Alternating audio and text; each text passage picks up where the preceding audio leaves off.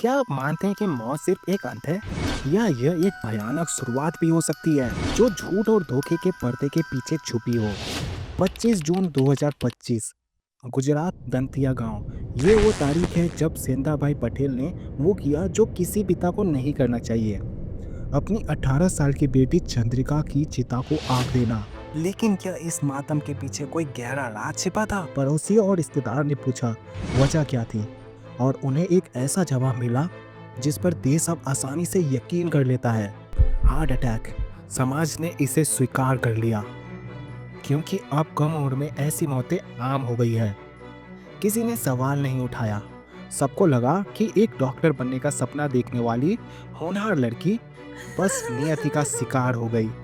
वो लड़की जिसने 11 दिन पहले नीट में 478 स्कोर करके अपने माता पिता को गर्व महसूस कराया था, अब सिर्फ एक दर्दनाक याद बनकर रह गई थी। लेकिन दोस्तों, ये तो कहानी का सिर्फ पहला हिस्सा था। नेचुरल डेथ की ये कहानी एक सफेद झूठ थी।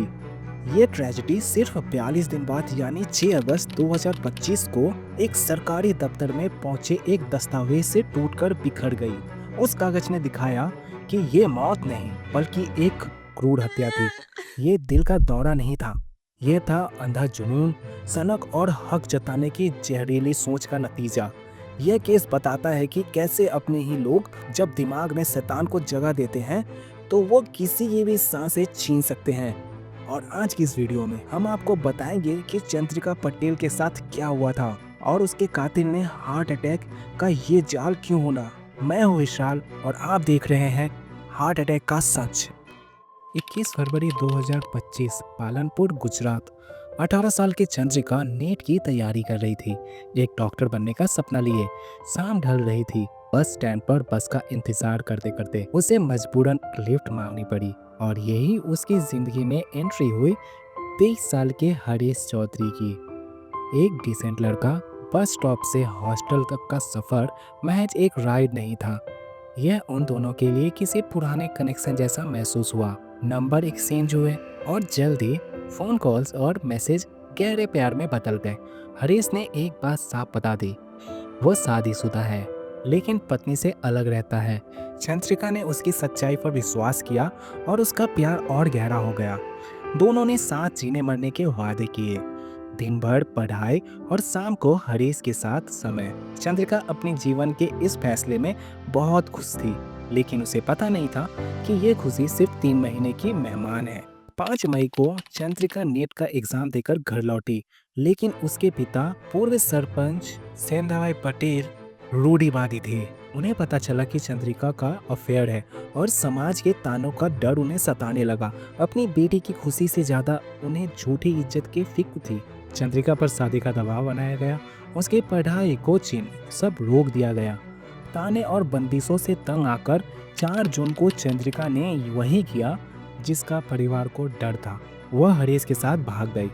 दोनों ने अहमदाबाद में लिविंग एग्रीमेंट फाइल किया और उदयपुर से लेकर जयपुर तक घूमते रहे। लेकिन कहानी में आता है सबसे बड़ा विलेन, कानून का दुरुपयोग। चंद्रिका के परिवार के इन्फ्लुएंस में पुलिस बिना वारंट के रिसोर्ट पहुंची। उन्होंने बिना कानूनी आधार के दोनों के फोन जब्त कर लिए, उन्हें अलग किया और बालिग चंद्रिका को उसके मर्जी के खिलाफ उसके घर भेज दिया जहां से वो निकली थी।